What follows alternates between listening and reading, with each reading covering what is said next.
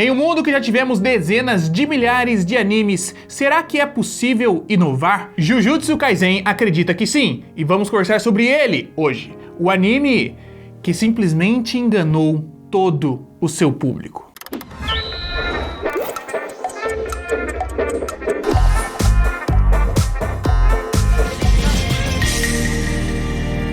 Mas para você que não quer ser enganado, eu já vou começar aqui falando que estamos começando o Momento Alura. Por quê? Porque a Alura, eu sempre digo aqui que é a maior escola online de tecnologia do Brasil. E por que eu digo isso? Porque é a maior.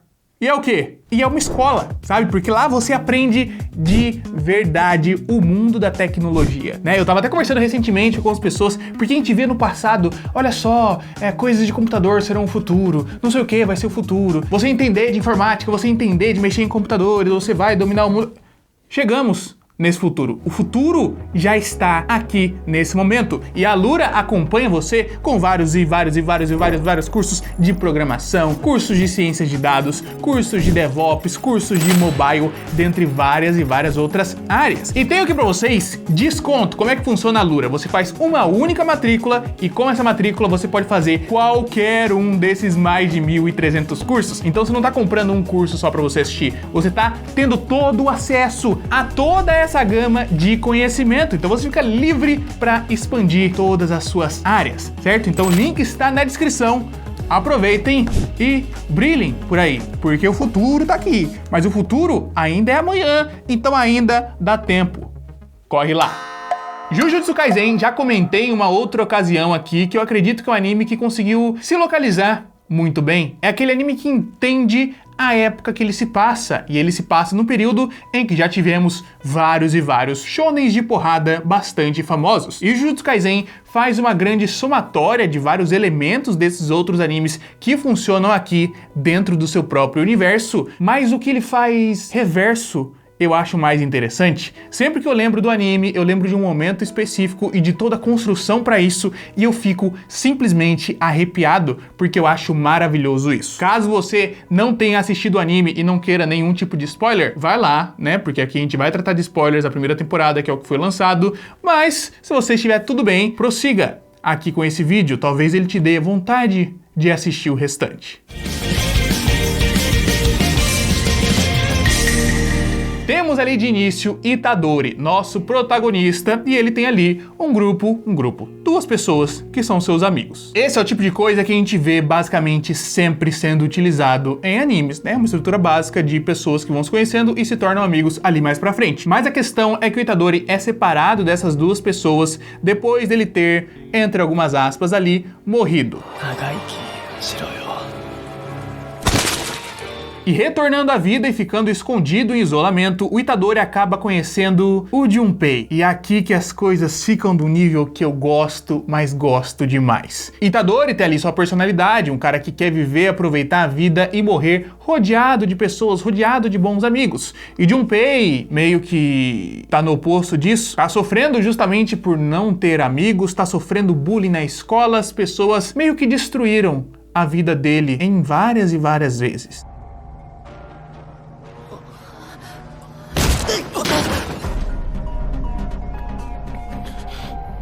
Mas apesar disso, ele acaba se tornando amigo do Itadori. Apesar deles virem ali com situações opostas, deles serem praticamente inimigos ali na construção, eles acabam se tornando bem próximos.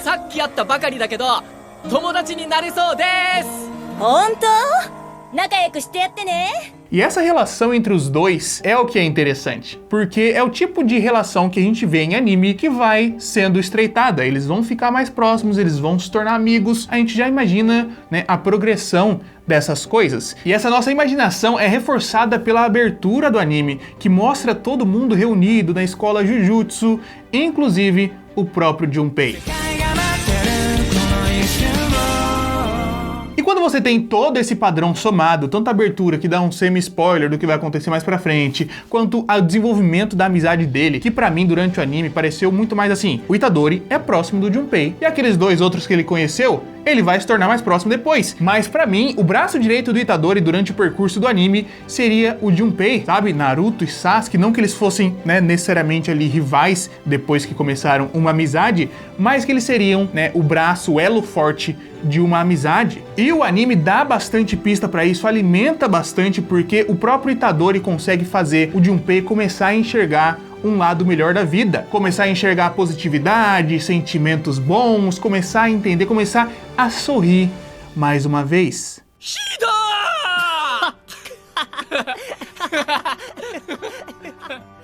E quando todas essas pistas estão plantadas aqui, principalmente porque você tá acostumado a ver isso em vários e vários outros animes, as coisas ficam fáceis de serem brincadas, porque se você pega um elemento que deveria acontecer e distorce ele de uma maneira cruel até, o choque é muito grande e não é, como que eu posso dizer, habitual ver isso em shonens. Temos então um acontecimento muito triste na vida do Junpei. Ele acabou perdendo a mãe dele ali numa situação em que os moleques da escola acabaram amaldiçoando, etc. E teoricamente foi isso que aconteceu e, bom, ele se deixou ser consumido pelo ódio.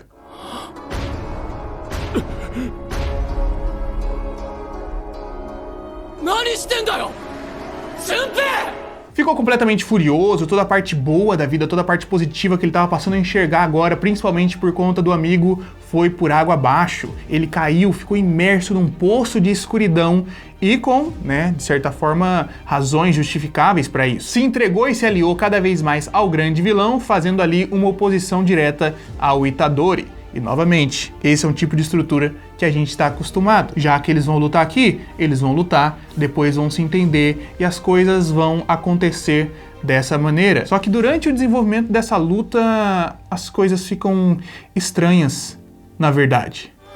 Junpei wa sa, ma atama ii ndarou ne. Demo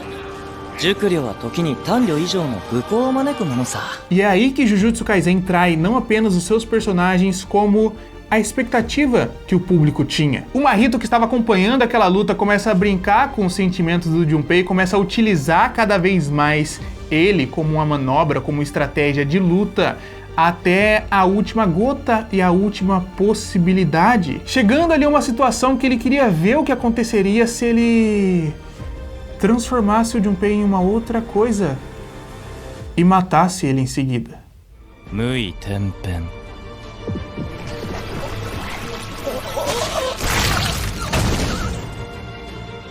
E depois que o Junpei é transformado naquele monstro deformado e todo estranho, você começa a entender que talvez as coisas tomem um rumo diferente. Porque ele tá numa situação que é dita como irreversível. Não tem o que fazer para voltar aquele cidadão. Não tem o que fazer para que ele volte a ser um humano. Mas aí, novamente, o seu coração, que está acostumado com shonen de porrada, arranja uma solução. Itadori tem o seu demônio interno, Sukuna, extremamente poderoso. E aqui é o momento, claro, que o Itadori vai ceder alguma coisa pro Sukuna, vai começar a fazer algum tipo de acordo com ele, e aí vai perder o próprio controle em prol de conseguir ajudar o amigo. Pelo menos isso é até mesmo o que você pensa e o que o Itadori pensa.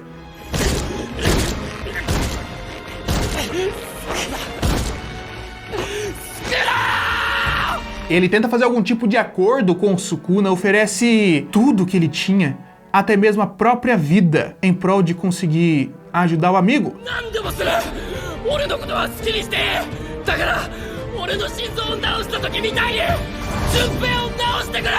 Mas nesse momento, é claro que o demônio interno vai aceitar, certo? Na verdade, não. Sukuna não apenas nega diretamente fazer um acordo com o Itadori, como começa a dar risada da sua situação. Fica uma cena dele e do vilão simplesmente rachando o bico com aquela situação tenebrosa que estava acontecendo ali. Ele quebrou todas as esperanças de um cara que foi até o limite e abandonou, abdicou da sua própria vida para ajudar alguém, achando que isso seria suficiente. E a resposta que ele recebe são risadas de escárnio.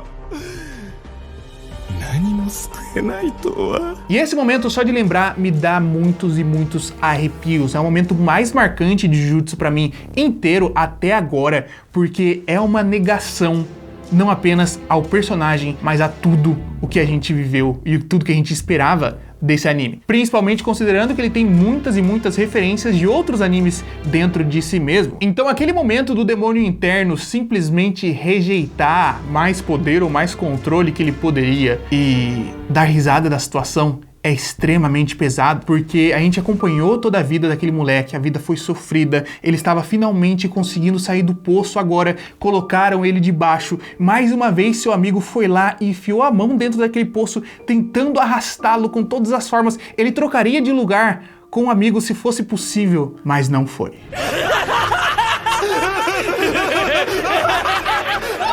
E não apenas Junpei fica transformado naquele monstro, mas ele acaba sendo eliminado. E isso desperta ainda mais a fúria dentro do Itadori. Ah, そうか。こいつらはどこまで行っても呪いなんだ。 Até o momento que vivemos e até onde sei, Junpei ainda não retornou à vida. Na verdade, toda aquela construção que ele seria um feiticeiro Jujutsu, que ele seria um amigo dos grupos ali, não sei o que, foi simplesmente para poder te impactar ainda mais. Eu particularmente não sei se ele volta ou se ele vai voltar à vida em algum momento para dentro da obra, mas isso não anula toda essa construção belíssima, belíssima, belíssima, que a gente quando vai pensar em shonens que tem um lado um pouco mais sério, um pouco mais cruel, a gente lembra até mesmo de Hunter x Hunter, mas talvez não tenha nenhuma construção desse estilo. É como se você colocasse o Killua ali o tempo inteiro do lado do Gon e de repente matasse o cara no segundo arco e ele nunca mais aparecesse dentro da história. É um tipo de coisa que é impensável e por isso é belo. Porque o anime te coloca na mesma posição do Itadori, de mãos completamente atadas, indefeso, sem conseguir fazer nada para ajudar as pessoas, sem conseguir salvar o seu próprio amigo e com isso perdendo um pedaço de si mesmo.